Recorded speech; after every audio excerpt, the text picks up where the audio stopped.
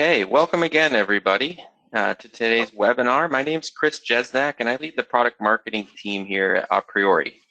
On behalf of aPriori, we're really excited to have you joining our webinar, our What's New webinar, where we're going to give you a glance into our 22.1, our 2022 R1 release, and its new capabilities and features.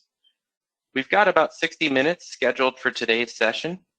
And for those of you who are aPriori customers already, thank you for your business and for joining us today. And for those who are not yet customers and just maybe perhaps looking to learn more, we also welcome you and hope this helps give you more insight on aPriori.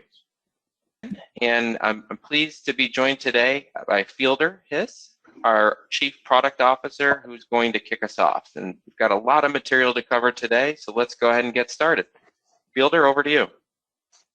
Chris, thank you so much, and it's a real pleasure to be able to talk to all of you about what the team has been working on with our 22.1 release. It's an exciting release for us.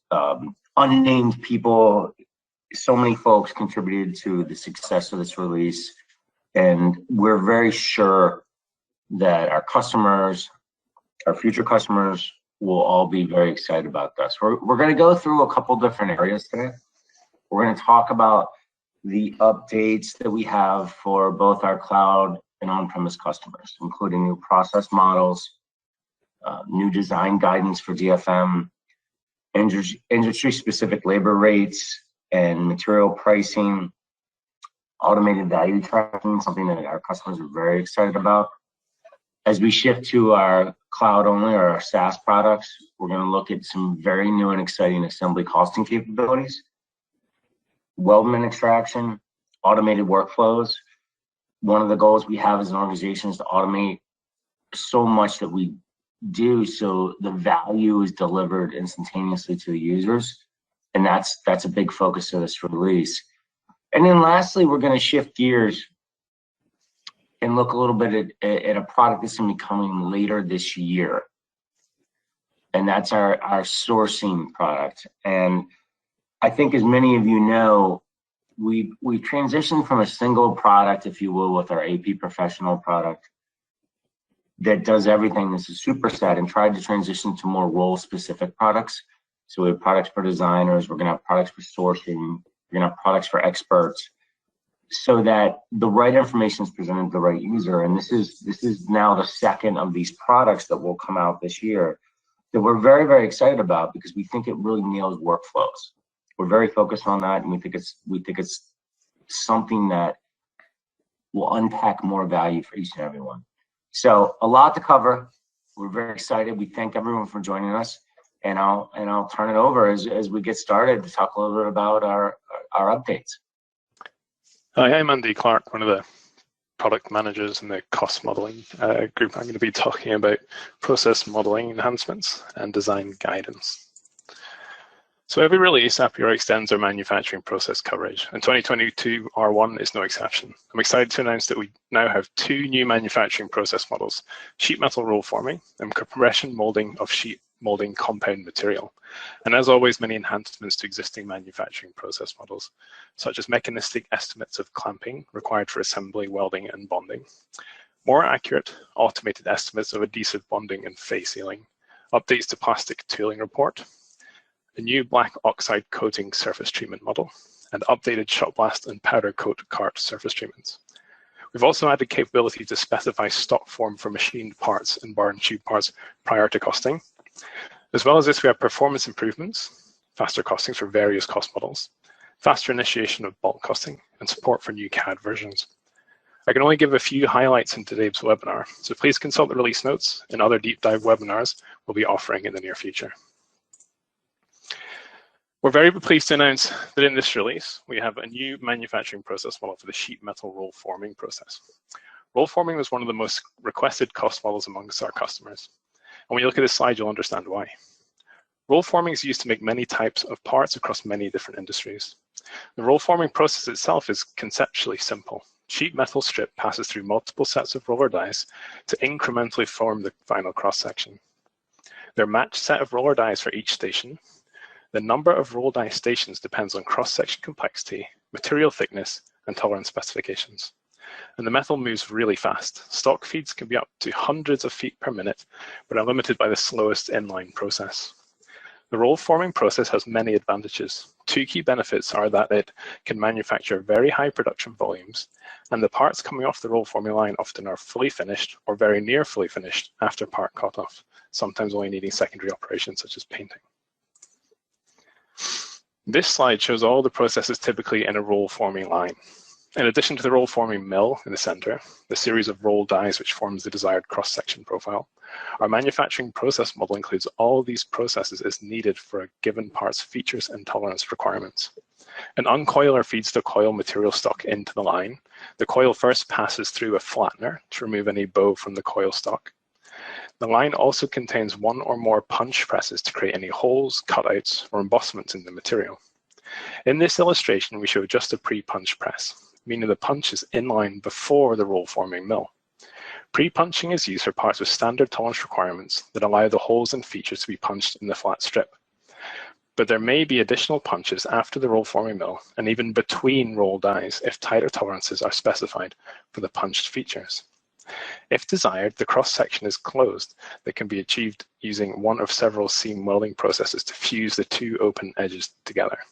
A cut-off press is used to cut the parts to length, and if the part is bent along its length, that can be achieved either by roll dies within the forming mill or may require a post-cut-off bending process such as rotary draw bending or CNC profile bending. So just a few quick words about the mechanistic nature of our roll forming manufacturing model. The speed at which the sheet metal coil is traveling through the line determines the part's cycle time and therefore process cost. aPriori mechanistically determines what the slowest inline process will be for a part's given size, features, and tolerance requirements. In particular, the cut-off press and any mid-punching or post-punching presses use accelerated dies, so the die is actually moving when it punches or cuts the part. Physical limits on how quickly the die can accelerate and what speeds can be attained are one of the main constraints on the overall line speed. As for tooling, aPriori calculates the tooling cost for the roll forming mill based on the number of rolls and the size of the rolls, both of which are estimated for the part geometry and the tooling material, which is 4140 steel by default. We also provide detailed breakdowns on the tooling for the punch press and cut-off press, similar to what we do in other sheet metal process groups. We also compute material utilization, which is typically very high because the coil width is sized for the part, so the only scrap is due to the holes or cutouts in the part and any slug produced by the cut-off die. We're also very pleased to announce that in this release, we have a new cost model for compression molding of sheet molding compound, or SMC material. SMC compression molding is used to manufacture large, fiber-reinforced plastic components, typically of relatively consistent mold thickness, across a wide range of industries. You can see some example parts on the right-hand side of the slide. First, to clarify our terminology, SMC is a category of high-strength composite materials, which can be made to a particular specification, but commonly consist of a thermosetting resin, polyester, vinyl ester, or epoxy, reinforced with chopped fibers such as glass, carbon, or aramid. Compression molding is the process that's used to mold the SMC material into the desired part shape. As shown on this slide, this SMC material is provided in rolls. To make a given part, material is cut from the roll and weighed to create a specific charge, which is loaded into the mold tools. The charge can be a single piece or multiple pieces, which are distributed throughout the mold tool. So it's not a flat blank cut in the shape of the final part and laid onto the mold. It's just the right mass of material. The metal mold tools, which are mounted within a hydraulic press, are heated to enable curing of the thermoset material. The mold closes and pressure is applied to disperse and compact the material while it cures. Curing time typically are about 5 to 10 minutes depending on the part thickness and resin properties. SMC compression molding has many advantages as listed on this slide. One that we're seeing a lot of in our customer base is that it can be used to make parts that are more lightweight and lower cost than using traditional sheet metal, such as body panels and covers on automotive vehicles and agricultural equipment. For those familiar with the Chevy Corvette, you may already be aware that Corvette famously made the composite panels to reduce weight and negate issues such as rust while maintaining strength and finish quality. Since 1973, those panels have been made from compression molded SMC.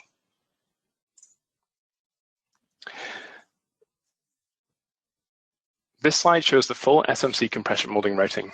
aPriori mechanistically computes cycle times and costs for each step in the process. You can see there are a number of operations which can be carried out in parallel, even by a single operator.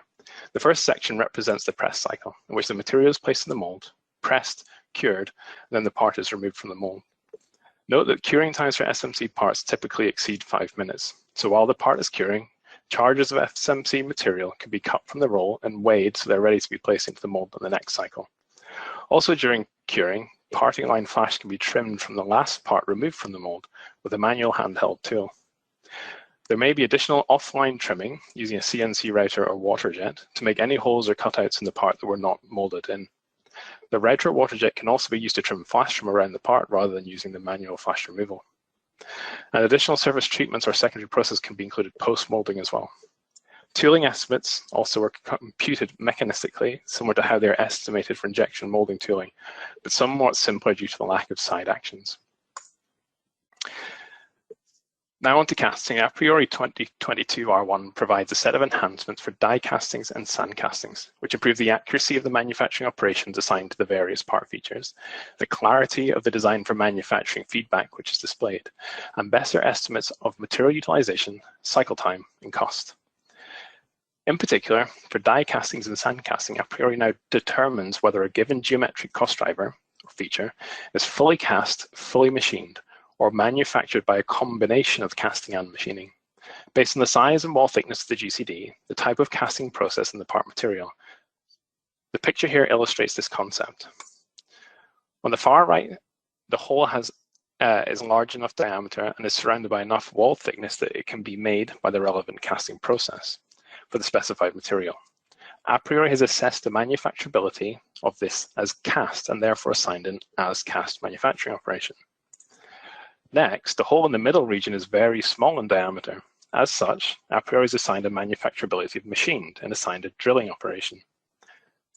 Finally, the boss on the left has a very thin wall. aPriori is assigned a manufacturability of cast and machined. That is, the feature would be made by casting it with a greater wall thickness than machining away any excess material to achieve the finished part dimensions. Previously, aPriori considered only the fully cast and fully machined options, and the determination was not sensitive to part material. It's worth noting there's also limits per process for high pressure die casting, gravity die casting, and sand casting. We're continually improving our machining cost models. In this release, we did 3 separate but related projects focusing on improving our rough milling estimates. First, we're always trying to recognize more of the material removed from stock as pocket GCDs or other volumetric GCDs instead of bulk removal GCD. Pocket GCDs are well defined, so can determine pretty accurate tool diameters and cycle times for both roughing and finish machining that geometry. This release, we are recognizing 3 new types of pocket geometries that we didn't previously. These new pocket types are shown here and described in detail in the release notes. For some part types, this will have a big impact. A lot more volume may be recognized as pockets instead of bulk removal GCDs, enabling much higher fidelity cycle time and cost estimates. We've also made a number of enhancements to our rough milling cycle time logic to provide more detailed estimates of the actual machining approach. Firstly, axial tool passes. Our cycle time logic previously used a volumetric material removal rate, computed from the tool sizes chosen for the pocket or other GCDs that could underestimate roughing times. Now, we more accurately determine the number of axial passes required based on the pocket depth and a consistent tool axial engagement, resulting in a more accurate rough milling estimate. Secondly, tool diameter. For some pockets, particularly square ones with fairly equal length and width, previously we selected overly large tool diameters that wouldn't be selected in real manufacturing process because they don't allow enough room to ramp the tool down in the Z-axis. Now we select smaller tool diameters, which will lead to larger cycle times. Thirdly, we've reduced the application of ball end mills for roughing. Previously, we assigned ball end mill for pocket roughing operations too aggressively. But in real life, generally, you'd use a flat bottom end mill for roughing and then use a ball end mill for finishing the part. So now we primarily use ball end mills in our contouring and filleting finishing operations. Lastly, on rough milling, we have cutting efficiency. Previously, aPriori applied a constant cut efficiency factor of 67% for all roughing operations and for all GCD types, to account for the fact that sometimes the tool is cutting air and not chips. Now we have adjusted our efficiency assumptions by GCD type and even individual GCD characteristics. For example, if a pocket is completely enclosed by walls or a slot is closed at both ends, we'll assume the tool is always cutting chips. If it is open at one or both ends, we'll account for the half of the tool running off the GCD and cutting air each time it gets to the open section. And finally, something I'm really excited about is enhancements to our alignment between our machining and two model machining process groups. Previously, our geometry extraction in the two model machining process group wasn't consistent with our geometry extraction in our stock machining process group. Particularly, we did not extract pocket or slot GCDs.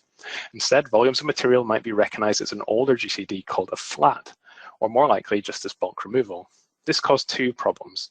Firstly, less accurate material removal estimates, and secondly, it made it harder to compare two ways of making a part. For example, fully machined from stock or versus casting or forging with some finished machining. Now we have updated two model machining to extract pocket and slot GCDs, addressing both of these problems, and the improved roughing logic described in this middle box applies to two model machining as well as stock machining, now allowing a true like-for-like comparison. I'm going to talk a little bit about our design for manufacture guidance here. Over the last 12 months, the design for manufacture team at aPriori have focused on delivering more detailed DFM guidance across a greater range of process groups. We've expanded our DFM guidance from the 6 originally covered process groups to 11 process groups. In 21R1, we added support for stamped parts and increased our guidance coverage in cost insight design. In our follow-up service pack, we added support for investment casting and turning within the machining process group. Now in 2022 R1, we've added compression molding in bar and tube. We're particularly proud to say that in 22 R1, for the first time, DFM guidance is launched simultaneously with the cost model release, and that's in our SMC compression molding process group. I'll now cover a bit more detail of DFM for bar and tube and compression molding. In the bar and tube process group, we've developed DFM feedback for unique number of bend radii, reducing the need for numerous dies and reducing the tooling cost. Flagging when the distance between bends is less than the stock width, ensuring quality bends and avoiding the need for bespoke tooling. Restricting minimum centerline radius to prevent parts distorting or wrinkling. And we have a tube bending factor for assessing tooling complexity and thus cost. Also restricting the maximum allowable bend elongation to avoid the thinning and tearing of the material. And for compression molding, we have DFM guidance in this initial release. Firstly, aPriori identifies instances where a high press force will be required, leading to a higher machine overhead cost. aPriori will also provide the engineer feedback on where the thickness varies significantly throughout the part, potentially leading to longer cycle times and thus cost. Instances where the cutouts require secondary machining due to the fact that they are not in the draw direction. This is highlighted to engineers. Lastly, aPriori will provide feedback on undercuts, either classifying them as a die-lock undercut, where the part geometry prevents removal of the part from the tool, or what we have coined a no-cost undercut, this being a minor undercut that could be flexed off the tool. Although possible, this is not optimal as the situation could lead to longer cycle times, potentially lower yields due to damaged parts, and premature tool wear. Next, a few notes in cost insight design and the user interface modifications. In cost insight design, the user interface and workflow has been modified to look and feel a lot cleaner. Issues are displayed in tree view and display both severity and GCD counts, making it easier for the design engineer to navigate warnings and issues. The in-app guidance has also been added for a lot of issues to provide context and more depth to the highlighted issue. On top of adding process group coverage for DFM, the team have taken time to reflect on how the guidance is structured and made some subtle but very important adjustments. Starting in 21.1 and finishing in 22.1, the DFM guidance is now categorized as being either designed for manufacture issue, i.e. issues that either cannot be manufactured with a primary process or violate best practice manufacturing recommendations, or categorized as a design to cost issue, which can cover feedback on geometry that may be increasing the cost of the scenario by requiring extra manufacturing steps or processing that is slower or more complex, leading to higher costs. The intent of tagging each and every warning in one of these camps was to make it easier for design and cost engineers to quickly prioritize work they must do to make it feasible over work that they may do to reduce the cost. Next, I'd like to hand over to my colleague Cecily, who's going to talk about industry-specific labor rates and automated value tracking. Thank you, Andy. So I am the product manager for Cost Insight Report and Cost Insight Admin.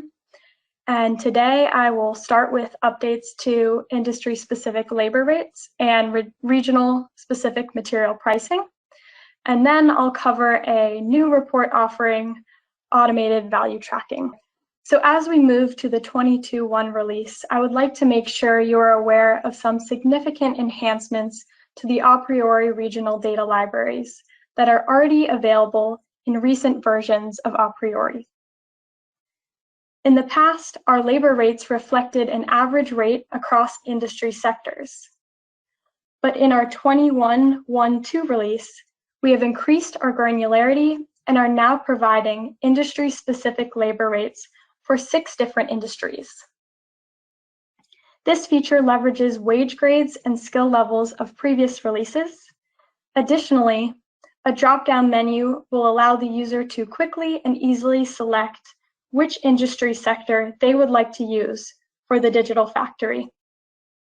Once selected, the wage grade association tables automatically update for every process group. And customers will have the option to either use our current world averages or select a specific sector that may closely align with the labor rates they see within their industry. The results are improved starting point data and decreased digital factory optimization time.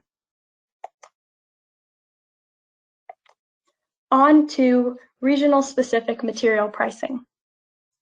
So previously, aPriori treated materials as global commodities, resulting in identical pricing regardless of region. Realistically, material prices vary by region due to factors such as material scarcity, logistic costs associated with shipping materials, or local labor costs related to processing and gathering materials. Global pricing cannot provide the precision our customers need to accurately estimate costs. So with this in mind, our data provider, Kirchhoff, has expanded its material data, enabling aPriori to support regional material pricing. In releases 21.1 and onward, customers will see unique material pricing for Europe and Asia, and world average pricing for RDLs that fall outside those regions. Cost estimates in both Europe and Asia more closely align with suppliers within those regions, resulting in an improved starting point and costing accuracy. As Kirchhoff expands its material data for other regions, aPriori will continue to expand our product offerings in concert. So moving on to what's new in Cost Insight Report. In 22.1, Cost Insight Report will be releasing automated cost avoidance, an exciting new reporting solution requested by a volume of customers that addresses the need for an easy way to see your total cost avoidance in a design use case. Previous value tracking reports have required manual setup from engineers, including roll-up creation and required scenario names. And this solution eliminates manual setup by automating the calculation of cost avoidance so that you can track aPriori value consistently and effortlessly. Automated cost avoidance uses the difference between the highest and latest cost scenarios to calculate cost avoidance per component. This is the best estimation of cost avoidance in an automated use case using a design starting and ending point without manual selection of scenarios by a design engineer. Highest cost scenario corresponds to when the component is first fully featured, and latest cost scenario corresponds to the component design in its current state. So how does this work in the product? Each unique component in the reporting database has an associated highest cost scenario, which is selected using a highest cost metric set by the reporting user. When a scenario is exported to the reporting database, it is compared to the existing highest cost scenario, and replaces the highest cost scenario if its value is greater. So when you run the automated cost avoidance report, each component gets a cost avoidance value calculated as the cost difference between the highest and latest scenarios. Built with this new capability, Cost Insight Report offers a new out-of-the-box report called Automated Cost Avoidance. And some highlights of this report are it displays cost avoidance per component, aggregated across all your aPriori components, and aggregated annually, so that you can realize aPriori's total value from a cost reduction perspective. It includes all components costed in any application, and it can also be filtered to narrow down the set of components by categories such as costing user, process group, or digital factory. You can also filter by time frame. The report is geared towards managers and executives who are likely to want to view cost avoidance at its most aggregate level, but can also be useful to engineers who'd like to view their individual contribution to cost avoidance. If you're interested in digging into the details, the report also includes a sub-report that compares the cost results of the highest cost scenario and the latest cost scenario. The sub-report can be accessed by clicking on the link in each component name. In addition to a new out-of-the-box report, we've also added cost avoidance measures to the ad hoc tool for the first time. This includes Scenario Highest Facts ID, which identifies a component's highest cost scenario, Scenario Highest Cost, so that is the cost associated with the highest scenario, Scenario Cost Avoidance, so that is the difference between the highest cost scenario and a selected latest cost scenario. And finally, Scenario Annualized Cost Avoidance, which includes quantity. So this is the cost avoidance of a scenario multiplied by the annual volume of the selected latest version. There are a few cost avoidance reporting capabilities that you can access in the ad hoc tool that are not part of the out-of-the-box report. So I just want to highlight those now. They include drilling down into cost avoidance at a more granular level, so for a specific roll-up or a single component, tracking how cost avoidance has changed over time in a single report view, or viewing cost avoidance metrics alongside other reporting metrics, such as those included in your existing ad hoc reports.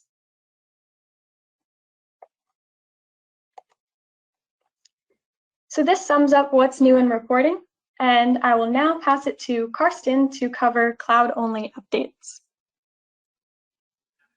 Excellent, great. Thank you, Cecily. Good morning, good afternoon. I'm Karsten Hochmuth, Director of Product Management, and I look after all our end user applications. Got some very exciting updates to share this morning on our new features in the 2021 cloud release and release overall.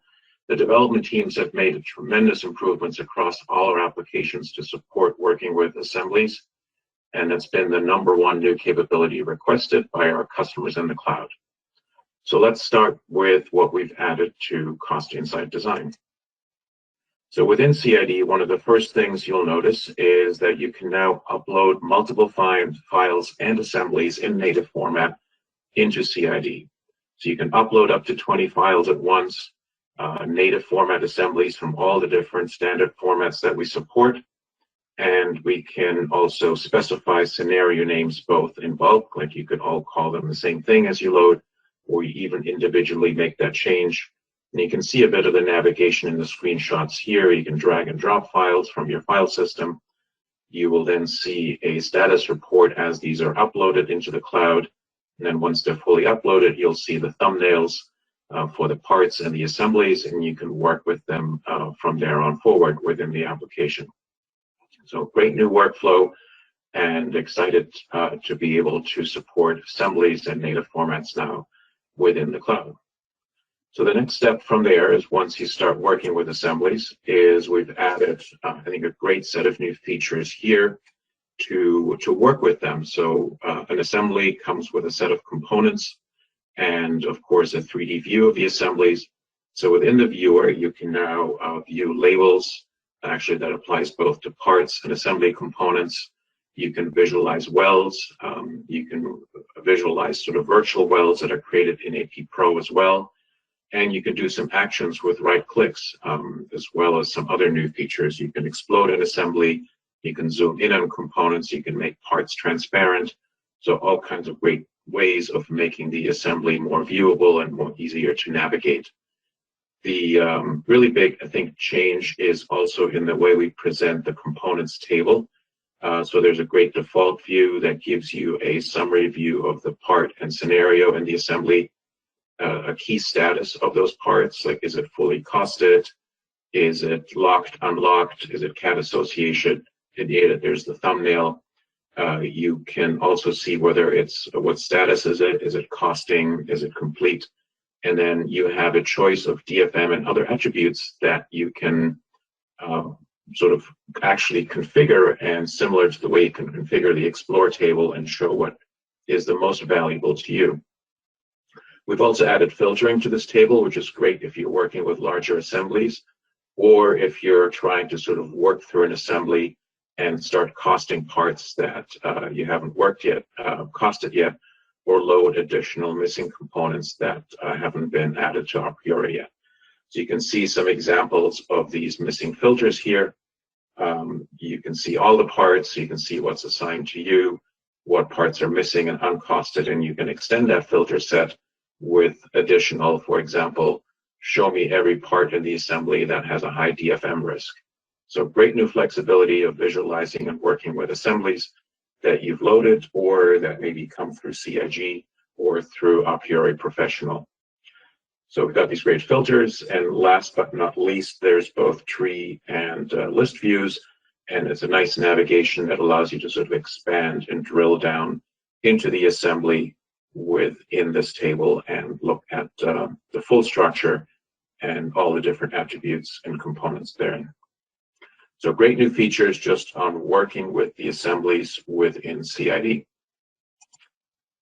And then of course, you need to cost an assembly. So this is, in the past releases, we've had assembly support in CID, but it was pretty much just a view only of assemblies that were costed in aPro.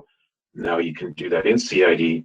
You have the ability to do multi-select, or what we're calling group actions, for up to 10 parts at a time. So it makes it pretty fast to process an assembly in the cloud. You can cost, you can exclude items, you can publish and edit, and you can also do component scenario switches. So if you have alternate scenarios that you want to switch out in the assembly, you have that availability as well. The next few slides highlight a couple of screenshots of that, some examples of what that looks like. So this first one here is the group costing feature.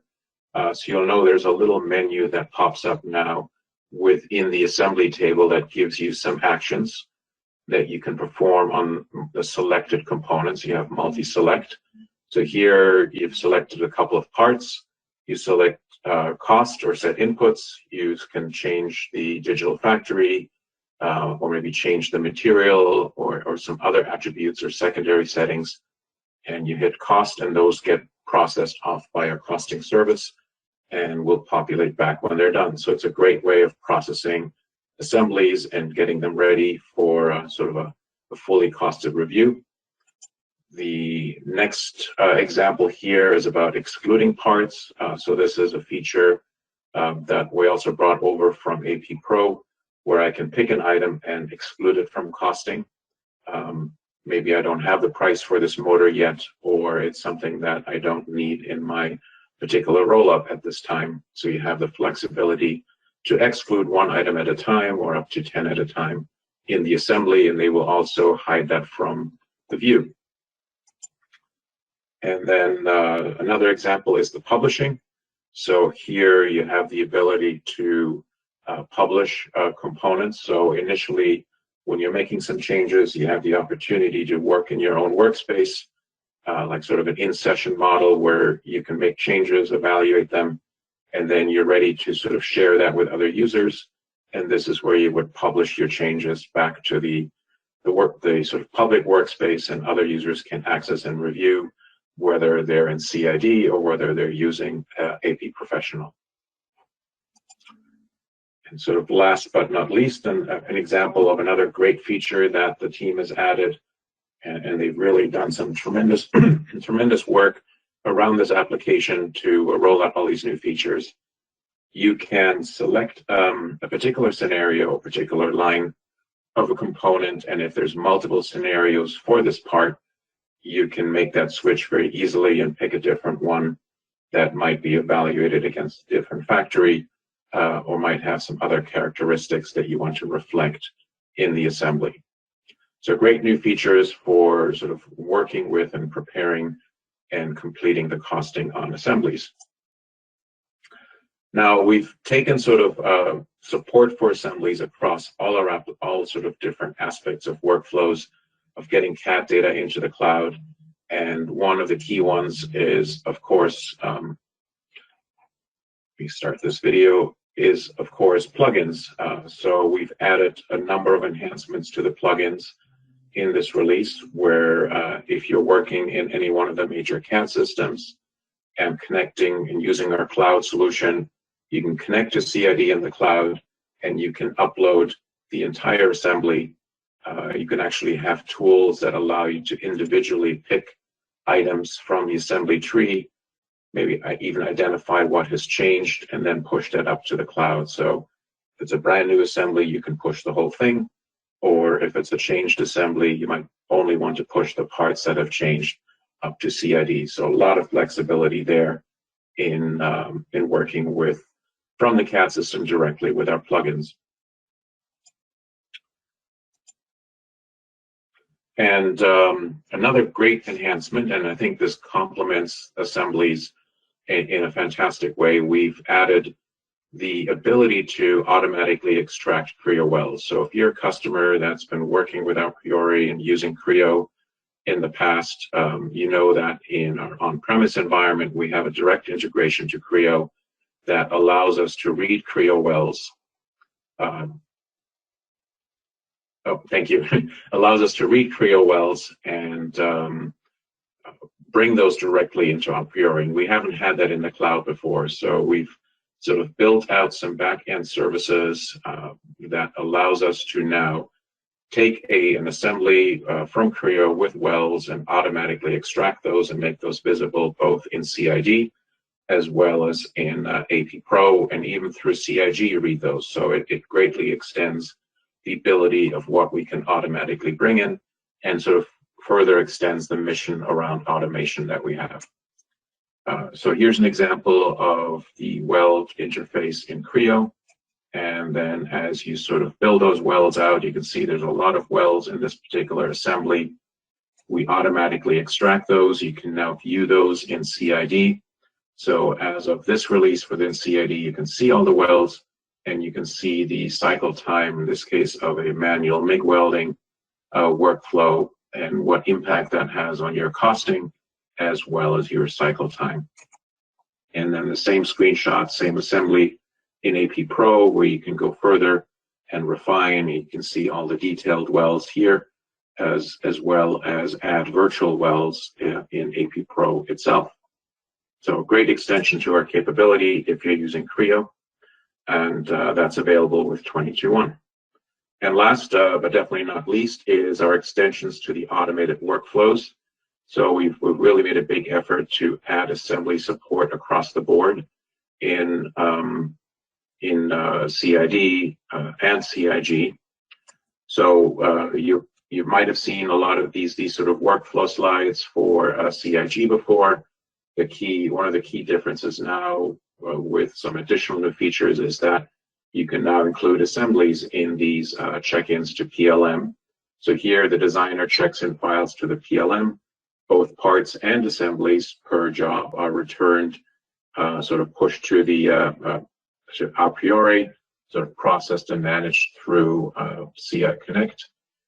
Those insights can then be written back to the PLM system, but also fed back as reports to the designer through a notification email, and they can then take that and review it in Cost Insight Design. So this full workflow now supports not just parts, but assemblies as well. And then the designer can address that within the CAD system and continue to iterate.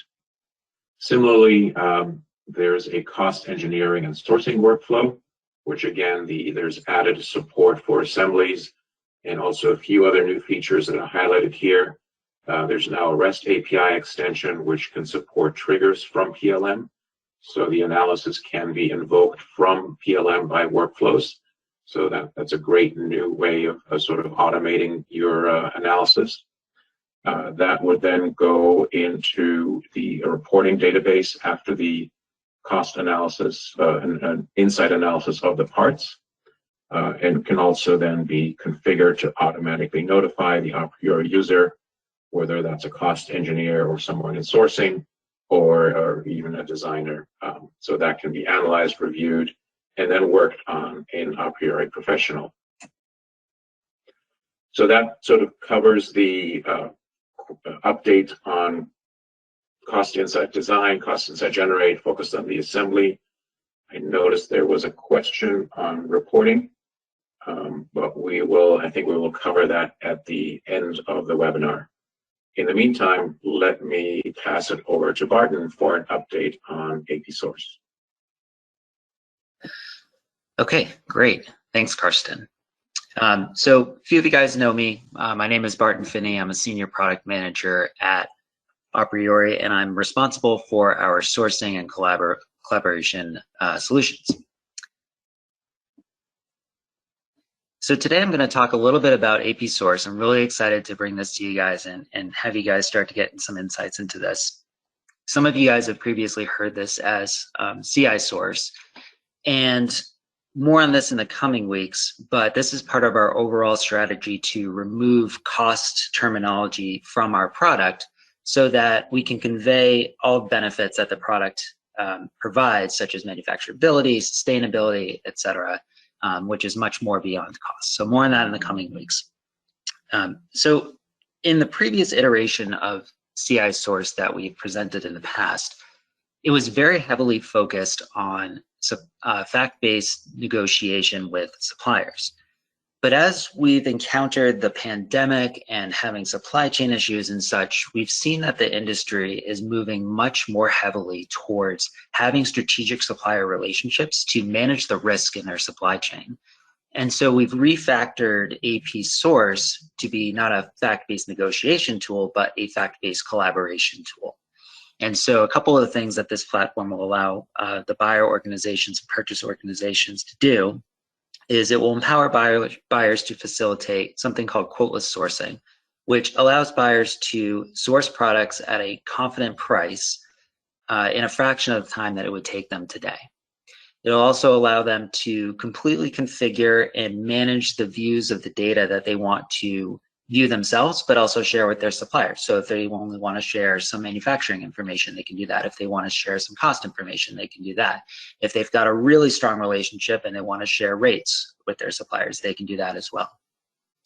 And of course, with any kind of collaboration platform, you need the ability to do commenting and communication. And so there will be commenting features on both just data fields, as well as being able to do commenting on 3D models themselves, as well as some task management features so that people can assign tasks and mention each other in the comments to really get their attention. I'll talk more about that feature in a minute. And then lastly, really one of the big advantages of aPsource is that it keeps all of that information in a single place so that the supplier, the cost engineers, the design engineers, the buyers, they can all collaborate on the same information in the same environment and keep that continuity in the conversation.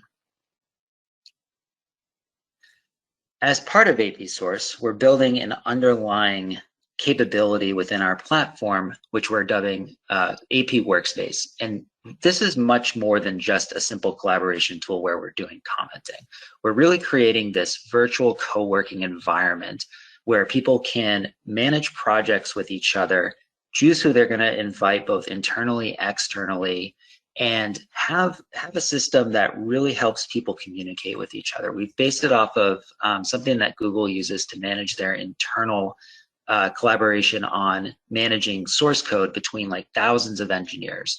And it's called turn-based collaboration. And what this is when you make a comment and you tag somebody or you assign it to somebody, it's going to bring it to a special location in the application so that the person that you've contacted knows that they really need to respond to you. And so it's much more than just getting a notification. You're really separating out what are the things that I really need to work on versus what are just informational purposes. So there's a lot of efficiency to be gained there within this platform.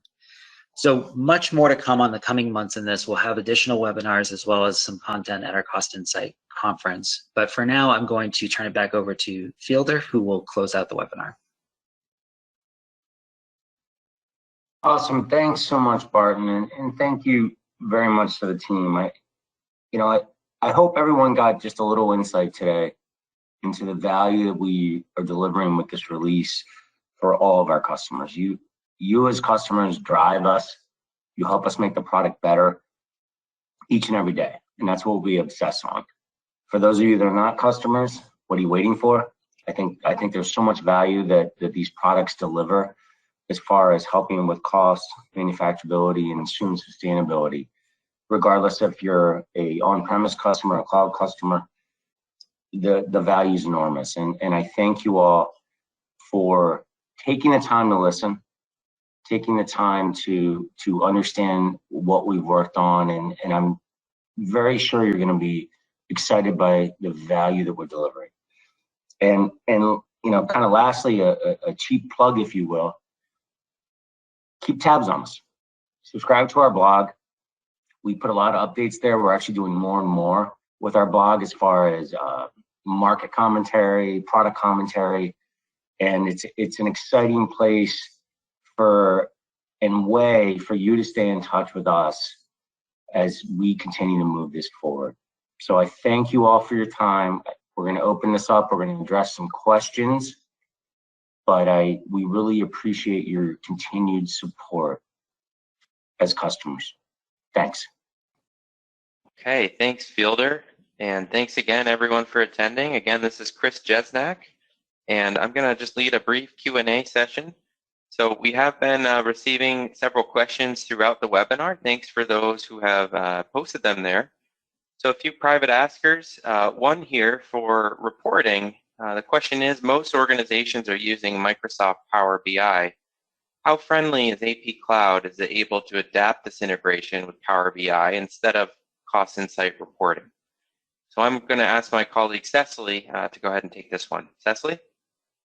Sure, yes, happy to answer, and good question. So aPriori is able to support data integration with other BI tools, such as Power BI. This would be at a customer's request. And this will include aPriori data only, so it would not include the out-of-the-box reports that we offer through Cost Insight reports, such as automated cost avoidance. Great, thanks, Cecily. Okay, next question we have from another private asker is UG NX Welds, are they also included? For example, Creo Welds. I'm going to ask my colleague Karsten to take this one. Yeah, good question. And at the moment, no. So each CAD application has a slightly different way of building welds and supporting welds within their product. So with Creo, we've had that ability for a while in our on-premise solution, and we're able to support that Creo Weld direct integration to the cloud. We've had several customers ask us for NX Weld support, so it's something that we certainly would be interested in looking at in the future. Great, thanks, Karsten. All right, another question coming in here. Can you tell me what kind of materials can be used with the extrusion process in aPriori? Andy?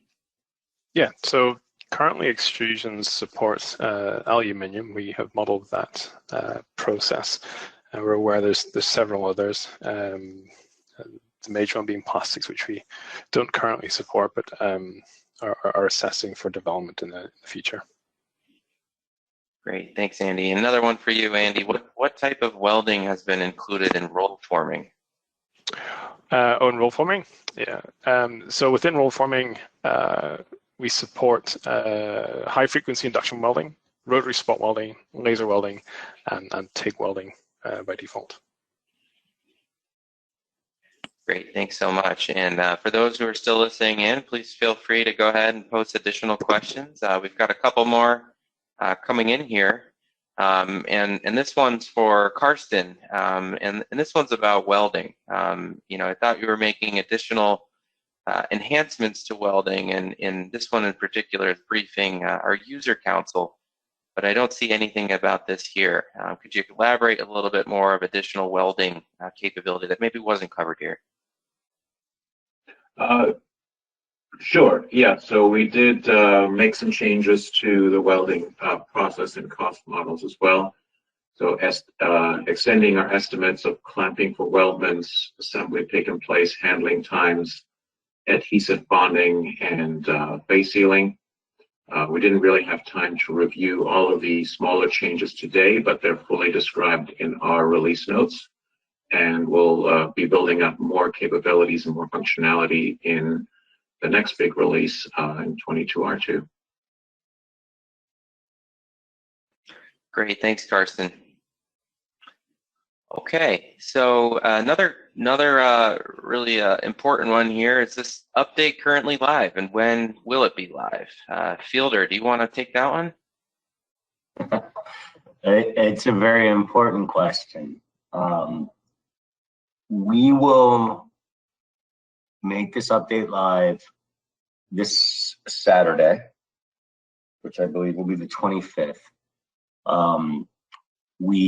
As many of you know, we make the updates available for on-premise customers essentially on that date, and we will upgrade our cloud customers based on your requests and kind of a prioritization process that our customer success team leads over the summer. So it's coming, it's going to be in your hands very shortly. We're very excited, and we want your feedback.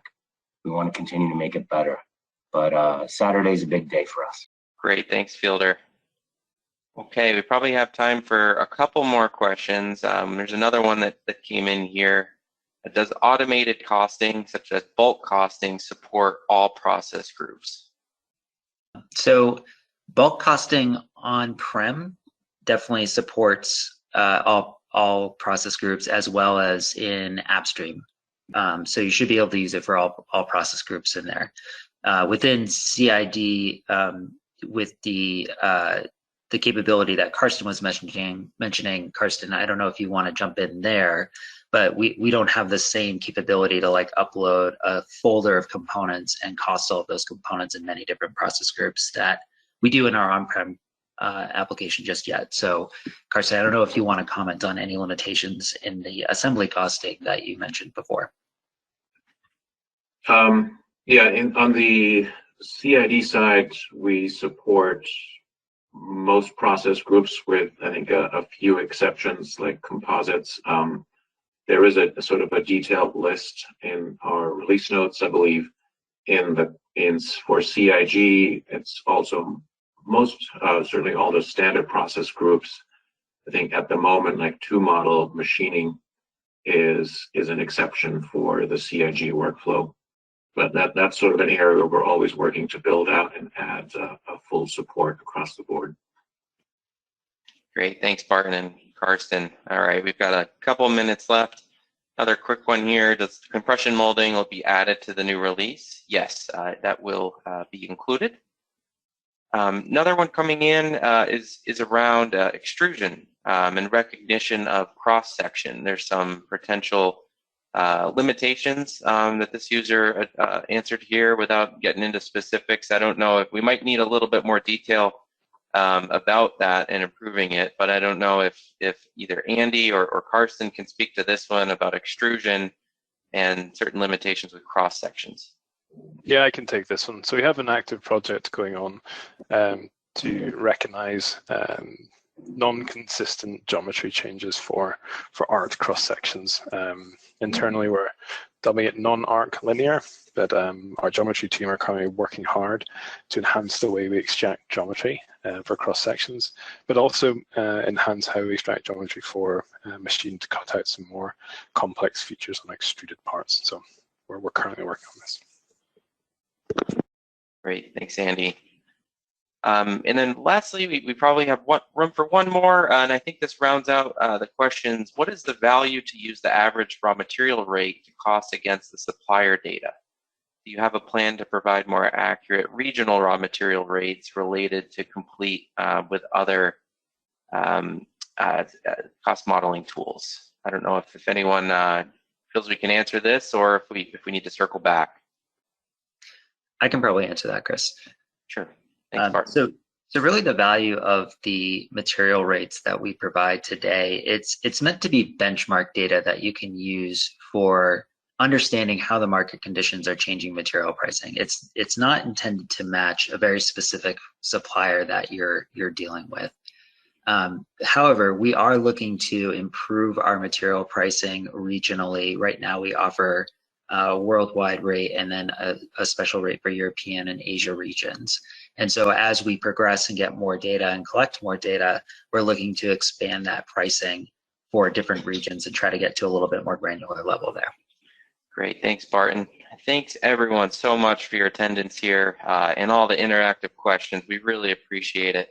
Thank you for your business, and we hope to see you again on future webinars. We will be having more in-depth reviews, which we will update and send out accordingly. Thanks again on behalf of aPriori again, and we hope you have a great rest of your day. Thank you.